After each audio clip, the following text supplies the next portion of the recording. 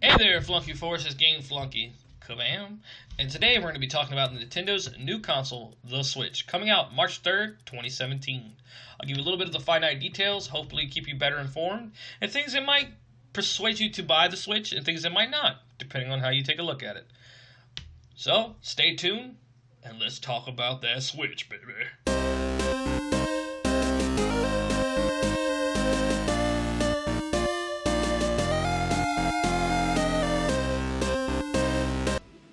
So getting right into some of the big things you need to know, the asking price, let's bet on it.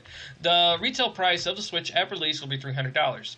Along with, at release, apparently Breath of the Wild is supposed to be coming out with it as well the same day. I guess that's part of the bundle deal or whatever. Also, another thing you need to be aware of, retailers are now stating that the Switch will be released in limited supply, so pre-order now while it's still in stock or being able to get. But if you don't, like anything else, you have to wait at a later date to pick up your product. That sounds like I'm selling crack to people, but whatever. Some other cool little details you need to be aware of. It is, and which is cool, because if you don't know what the Switch is, essentially the Switch is kind of like the Wii U, where you have the whole port option, meaning you can pick it up and take it on the go and play it, kind of like a 3DS. A powerful 3DS. A very powerful 3DS, apparently. Or you can plug it into a port which then projects what you're playing from the port onto the TV. Again, kind of like a projector. The cool thing is, though, it's a big hardware update. It's going to have a big graphical update. If you've seen the Breath of the Wild trailers and the new Mario Odyssey trailers, you can kind of see what this console is going to be packing. It looks like Nintendo's going to come out swinging hardcore. Another little thing to keep in mind, though, the handheld part of it, which what's the word that they got called? Just Nintendo Switch itself. The handheld part is 6.2 inches. It's a multi-touch capacitive touchscreen. It can display a resolution of 1280x720, which is what you look at YouTube videos and stuff like that. So it's not really too of a big far-fetched thing as far as that. Another thing to keep in mind, though, is it has a low internal memory. Apparently, Breath of the Wild will be 14 gigabyte download. Internal memory of the Switch will have 32 gigabyte, which is reserved for system use and stuff like that. So you're going to end up buying a micro SD card with this. I just see that being a thing. Another thing to talk about is the battery life. Now, apparently, when the Switch itself is detached from the port system, it can run for 6 hours, depending on what you're using it for, what other functionalities. Such as, if you're playing Legend of Zelda Breath of the Wild, it can apparently roughly run about for 3 hours on a single charge.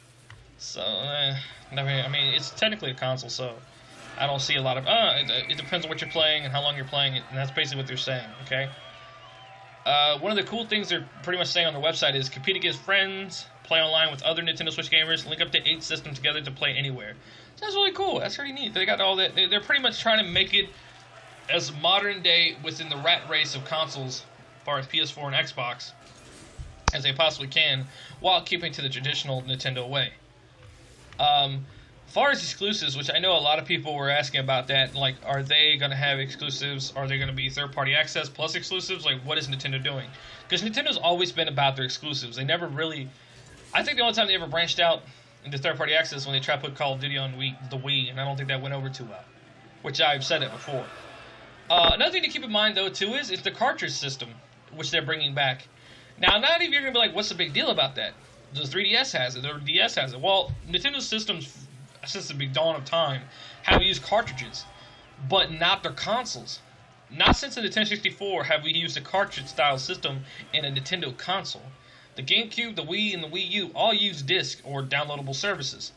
So, but with the Switch coming out, the Switch is actually going to go back to the old style of cartridges. And from what the pictures and the showcase looks like, or shown, the cartridges themselves looks like they're about as big as a 3DS or 3DS cartridge, or a little bit smaller, which is going to be interesting to say. As far as I'm always curious about that, because I don't know too much about technology when it comes to cartridges comparative to discs, but I always thought discs did better. I know cartridges last forever. You can beat the shit out of a cartridge and it still come at you swinging like a happy little fucker. Yeah. But I don't know. That part of the technology I'm kind of lost in. I don't know if it's better to... I mean, I love cartridges. There are actually Nintendo 64 cartridges that work to this day. And disc are very fragile in a sense. So it's going to be interesting to see how that works out as well. One of the other things, though, they were talking about, though, is power proficiency. And I mentioned this before, but... You know that it has a port option, and then what that means is you can pick it up and take it on the go. But the problem is when you do that, it only operates either at 40% power, I think it was, 40% of its capacity. because it's detached from its main, what do they call it? What's the word for this? It's docking station. That's what it is. It's a docking station.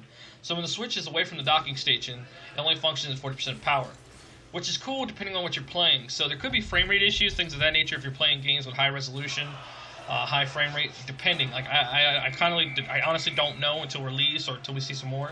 So I don't know how the functions will change. Hopefully, it won't be so detrimental to the games that you're playing. Which I think Nintendo's been pretty loyal in that aspect.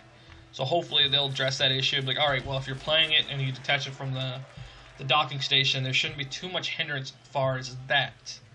All right. So yeah, so we got somewhat of the low battery life, 3 hours. But again, I mean, people call it low.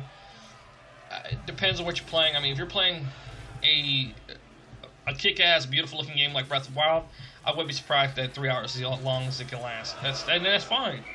But because usually, essentially, because it is a console, you're going to be using it like a console, and it's going to probably stay in its docking station for a long time.